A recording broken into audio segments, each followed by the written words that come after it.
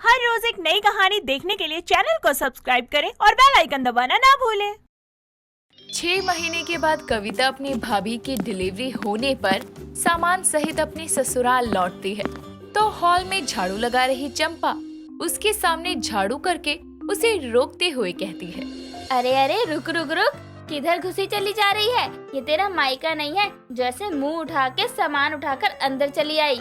मायका नहीं है लेकिन ससुराल जरूर है। और मुझसे क्या पूछ रही हो? पहले तुम बताओ कि तुम कौन हो और मेरे घर में क्या कर रही हो?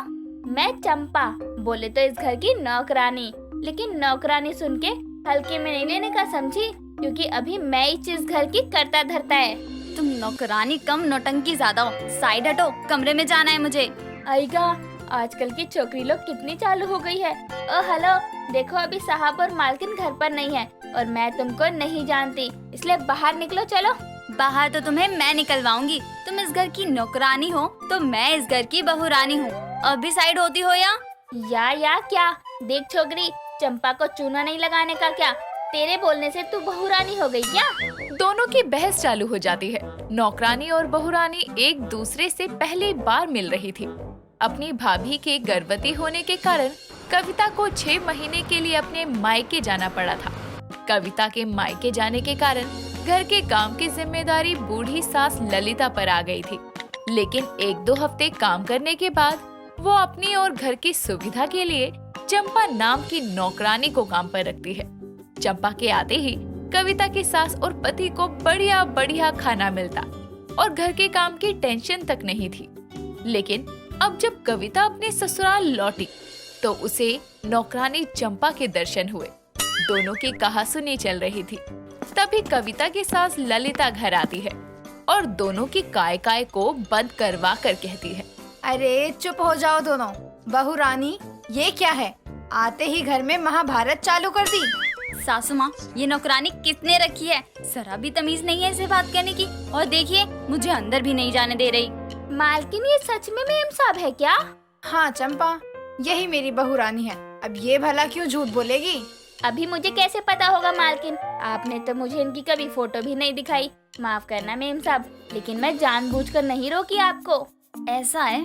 तुम ना अभी कुछ बोलो ही मत, वरना मैं गुस्से में क्या कर बैठूंगी मुझे भी नहीं पता। इतना कहकर कविता गुस्से में सामान लिए कमरे में जाती है और फ्रेश होकर आराम करती है। फिर सीधा रात के खाने के समय ही हॉल में आती है। तभी वो खाने की बढ़िया खुशबू से खाने की टेबल की ओर खींची चली आती है और तभी उसका पति कमल कहता है, आ गई तुम? आओ बैठो। 6 महीने बाद तुम्हारे साथ बैठकर खाने को नसीब होगा। आप तो रहने ही दो। खाने की खुशबू तो बड़ी अच्छी आ रही है सासू माँ। क्या बनाया है खाने में आपने? मैंने नहीं, चंपा ने बनाया है। वो भी तेरी मनपसंद के राजमा चावल, साथ में रायता भी है। एक बात बताइए सासू माँ, 6 महीने के लिए मैं मायके क्या चली गई? आप घर की रसोई भी नहीं संभाल पाई और कर दी मेरी रसोई उस नौकरानी के हाथ। मेम साहब, अभी गुस्सा छोड़ो ना। मैं ऐसे राजमा चावल बनाई है कि खाकर आपकी तबीयत चमक जाएगी। हाँ कविता, खाकर देखो। तुमसे अच्छा खाना बनाती है चंपा, है ना माँ? हाँ हाँ, तभी तो खा खा कर इतना फैल गए हो। तुम तो कमरे में चलो। अरे बहू, जहाँ जाना है खाना खा कर चली जाइयो। बैठ अभी। इतना कहकर ललिता कविता का हाथ पकड़कर उसे कुर्सी पर बैठा देती है और कविता नौकरानी को घूरती हुई खाना खाने लगती है। समय बीतता है। एक रोज सुबह जब कविता मंदिर से लौटती है तो देखती है कि कमल नौकरानी को आवाज लगा रहा है, चंपा, चंपा कहाँ हो? हो साहिब, क्या हुआ? अब क्या नहीं मिल रहा आपको? मेरी घड़ी कहाँ है? आप बैठो साहब, मैं ढूंढ कर देती है। अरे चंपा, चाय पिला दे। 1 घंटा हो गया उठे हुए। हो मालकिन, बस चाय उबलने को डाली है, मैं अभी चलाती है। चंपा जल्दी करो। हे भगवान, मेरे घर वालों की जुबान पर तो इस नौकरानी के नाम का रट्टा सा लग गया है। सब समझ में आ रहा है कि क्यों इसने मुझसे आते ही कहा था कि नौकरानी नहीं बल्कि इस घर की करता धरता है, क्योंकि नौकरानी तो नौकरानी, घर की बहुरानी वाले काम भी यही कर रही है। वो ये सब सोच ही रही थी कि तभी उनकी पड़ोसन सुमति वहाँ आती है। सास या बहू को आवाज लगाने की जगह वो नौकरानी चंपा को बुला कर कहती है, चंपा, अरे ओ चंपा।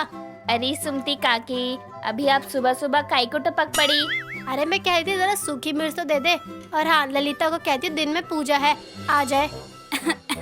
नमस्ते सुमति आंटी। तुम कौन? अरे कविता बहू, तू आ गई क्या? मुझे तो लगा पूरा साल तू अपने मायके में ही बिताने वाली है। अरे ऐसे कैसे सुमति आंटी, बहुरानी हूँ मैं इस घर की। एक बार को नौकरानी के बिना काम चल सकता है, लेकिन बहुरानी के बिना नहीं।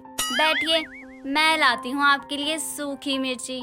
मेम साहब, आपको क्या मालूम मिर्ची कहाँ रखी है? मैं लाती हूँ। अरे तुम झाड़ू कटका करो ना, बहू हूँ इस घर की। नहीं भी पता होगा तो पता कर लूंगी, समझी? इतना कहकर वो पल्लू झटकती हुई रसोई में चली जाती है। उसके ये तेवर देखकर नौकरानी चंपा और बाकी सब हैरान थी। समय बीतता है। घर में बहुरानी की वापसी हो गई थी। सभी को इस बात का एहसास दिलाने के लिए कविता घर में सभी चीजों को संभालना अब खुद शुरू करती है। नवरात्रों की शुरुआत होने वाली थी, जिसके लिए ललिता साड़ी वाले को ही घर पर बुलाती है। सास बहू साड़ियाँ पसंद कर रही थी कि तभी चंपा सभी के लिए शरबत लेकर आती है और साड़ी वाले की दिखाई साड़ी देखकर कहती है, आएगा, कितना छान रंग है। मालकिन, ये वाली साड़ी लो आप, पहनने के वास्ते आप पर खूब जचेगी। क्या तेज नजर है तुम्हारी, ये कलर बहुत डिमांड में है। माता जी पर तो रंग खिलेगा भी। हाँ, रंग अच्छा है, लेकिन डिजाइन कुछ खास नहीं है। कुछ और दिखाइए। जी जी, अभी दिखाता हूँ। मालकिन, आप कहो तो मैं भी एक साड़ी देख लूं? हाँ हाँ, देख ले चंपा। हाँ हाँ, देख ले। सासू माँ भी ना कुछ ज्यादा ही मेहरबान है इस नौकरानी पर। मालकिन, ये साड़ी ना दुर्गा माँ को भेंट चढ़ाने के लिए ले लो, बहुत बढ़िया है। हाँ, अच्छी तो है, लेकिन माता रानी के लिए बहू रानी जो साड़ी पसंद करेगी वही भेंट में चढ़ेगी। और नहीं तो क्या। और तू अपने लिए साड़ी देखना। हो मेम साहब, तो ये वाली मैं खुद के लिए रख लेती है। लेकिन ये पूरे 1000 की साड़ी है। देवा रे देवा, इतनी महंगी साड़ी मैं नको ले सकती। रखो इसको। अरे क्यों नहीं ले सकती? तुझे पसंद है ना तो तू रख इसे। और भाई साहब, आप दाम की बात पसंद के बाद ही करना। अपने मेम साहब का ये बड़प्पन देखकर चंपा को बहुत अच्छा लगता है। समय बीतता है। अब घर की बहुरानी और नौकरानी में बात बात पर बहसबाजी बंद हो जाती है। एक रोज रात को खाना बनाने के बाद जब चंपा किचन में बर्तन धो रही थी, तभी सास बहू आपस में बातें कर रही थी। तो ललिता कहती है, बहू, मैं क्या कह रही थी, तूने मायके से आकर सब कुछ पहले की तरह संभाल लिया है, तो फिर अब नौकरानी की क्या जरूरत। इसका इस महीने का हिसाब पूरा कर दे और इसे अगले महीने से काम पे आने से मना कर दे।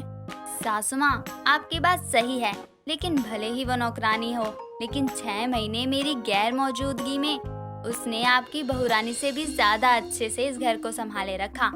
हमें उसकी जरूरत नहीं है, ऐसा कहकर उसे निकालना अच्छी बात नहीं है। और वैसे भी त्योहारों का समय है, इस वक्त तो उसे कहीं और काम मिलेगा भी नहीं। ऐसे में उसे काम से निकालना ठीक नहीं।